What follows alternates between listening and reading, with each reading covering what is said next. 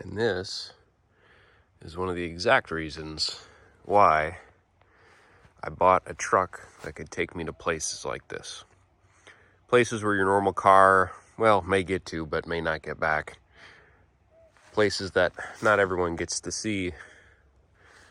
And so that leads me into my little over year review of ownership for the 2023 4Runner TRD Pro. So it's actually been about a year and 2 or 3 months now. So I'm a little late. But nonetheless, I've been getting more and more miles and experience and been having a lot of fun with this truck. It's not, blisteringly new anymore to me where I have to protect it so much and, cover it in a big bubble, I started to really use it for what it was intended and designed for and what I really wanted to see myself doing with it. It is likely, now that the GX is gonzo, the most reliable, off-road capable vehicle that you can probably buy today. Maybe throw in with the Raptor. I know the Bronco's a new thing, but reliability is TBD on that.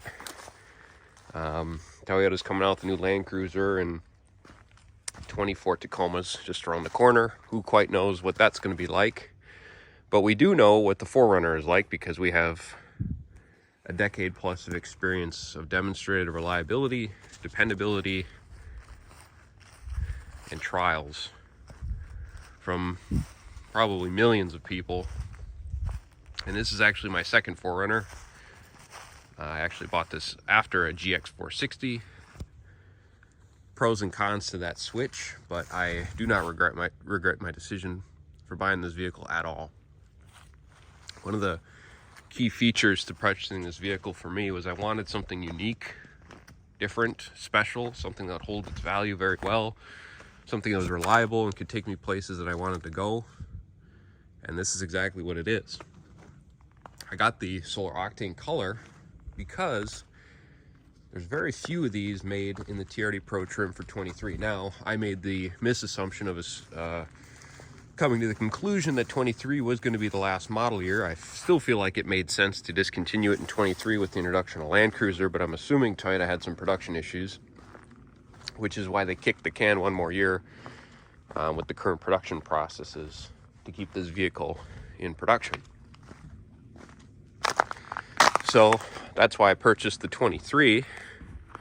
Now the 24 is out and I'm debating on, I like the Terra. I think there's going to be collectability in the Terra color for being the last year TRD Pro, looking at the FJ Cruiser Trail Teams edition.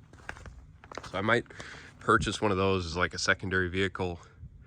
I won't get rid of this one. I just have too much money into it and I just enjoy it too much. And it's my first vehicle I ever really truly used. So I have about 32,000 miles on this thing now. So I'm a pretty high mileage driver. It's my daily driver vehicle.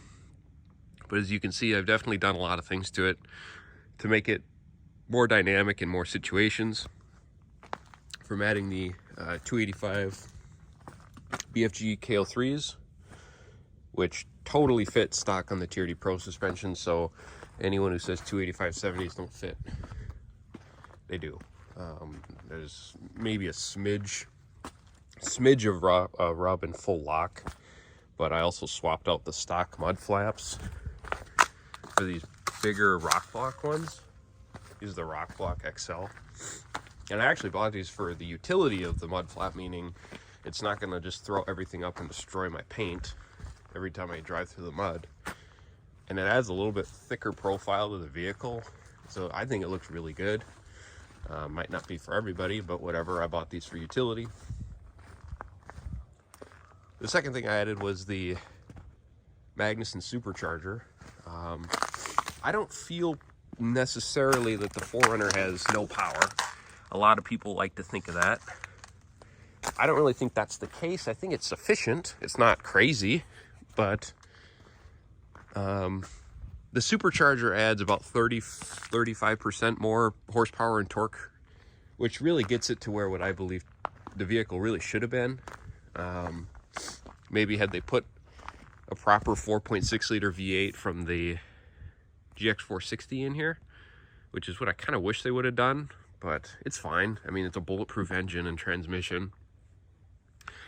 So yeah, that was about a $10,000 upgrade. I added the Gobi ladder. The verdict's still out if I'm gonna do like a full roof rack or not. I like the Gobi Ranger rack. That thing's pretty sweet. And then just until recently, I actually had a rear mounted tire. There's a lot of drawbacks to having a rear mounted tire, and adds a lot of vibration in the vehicle being unsprung weight, which is one of the reasons why I kind of got rid of it. But I like having the accessibility of being able to throw it in the back. I mean, especially trail riding, you know, you lose a tire, and that's a full 33 under. That's another KL3 in the spare, but adds a lot of versatility and utility to having this. It swings out and everything. This is the rigged ultra swing. I'm probably going to add a table that slides in here, and then maybe move this to the back. I don't know what I'm going to do yet with the tire carrier portion to it, but I think it looked cool regardless. And just in case you got to get yanked out, I got the moose knuckle jaw. And then I got the Max Trax Extremes for when things get a little too dicey. Kind of a hodgepodge setup to get these in, but I use like some Yakima roof mounts. And then with the Max Trax mounts up there, I use the stock wheels. I actually kind of like these. If anything, I upgrade these wheels, it'll probably go to like a Ray's Volk Engineering or Volk Racing TE37 truck tire. They're like the lightest weight tires you can buy, but are extremely structurally sound. The other ones that are pretty interesting are the forged Relations race wheels.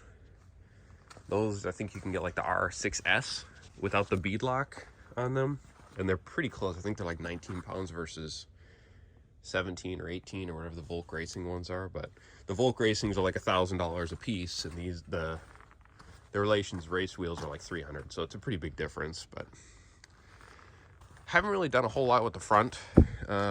Eventually, I'll put a full size brush guard slash deer slayer slash bumper, whatever people want to call them, and maybe in time on the back as well. I haven't really used the back of the vehicle, to be honest. Pretty much exactly the way it was when I bought it. I don't think anyone's really ever sat back there. And then in the front, everything's pretty much the same, you know. I use it. It's pretty clean. I mean, you know, yeah, 32,000. One thing I did just do, so the Magnuson is actually warranted 3 year 36,000. The powertrain warranty on this truck is 5 year 60. And so one of the things that I did was purchase, while I'm still in warranty, the extended 6 year 125,000. And I found a dealer on a Toyota forum that sold it to me for like $1,000, $1,100 for 125,000 miles. It's bumper to bumper, so pretty much covered whatever goes wrong, you know. And I think people assume that because you put the supercharger in there, like everything just breaks. It's really not the case. There's been a lot of trials and testing. That's why I decided to do it, for the money. And two, with the Magnuson Moss Warranty Act, if it breaks anything with the engine, it's basically just me that's, you know, reliable for the engine, or liable for the engine financially, maybe some powertrain stuff. But the real reason I got the warranty is because I don't trust the truck. It's because I don't trust this stuff right here. That crap. That radar stuff. This dash mounted, or yeah, whatever, the lane keep camera stuff. I don't trust none of that electronic stuff. And even just weird sensor related shenanigans and harnesses. I mean, you might do nothing wrong on any vehicle and you could have an issue with harnesses or something. So, and just the diagnosis and time required to get that stuff repaired is very expensive. So for $1,000 to just alleviate all the pain and worry for the next 6 years, basically unlimited mileage, because 125,000 is the most they sell, is kind of a no-brainer. But super reliable, great truck, does everything I expect it to do. And the funny thing is, with how expensive vehicles have gotten, for the $57,000 I paid for this truck, it actually kind of feels like a deal as the years go by. You know, the new Land Cruiser looks like it's minimum upper 50s, maybe $60,000, $70,000. maybe even 80,000 when built out, and probably with markups. So I feel like I got a really great deal buying this truck. I really enjoy it. I like it as much as the day that I bought it. Sure, the solar octane's a little poppy, but it's nice to have something that's unique and different, and I really enjoy it. It's a comfortable ride. It's reliable. It's worth a lot of money, you know, in years to come, I'm sure, just because of the uniqueness of the color. Probably this in Voodoo Blue. So, yeah, who knows? Might even buy another one for the 24 Terra model here. But yeah, that's kind of my 1 year review of ownership. Would I do it again? 100%. I wouldn't change a thing about the truck. From what I did do it already, money well spent. So yeah, hopefully this, if you're interested, you get either the used one you're looking at or the last model year, because eventually there won't be any left to buy brand new. So talk to you guys later. Thanks for watching, and have a good one.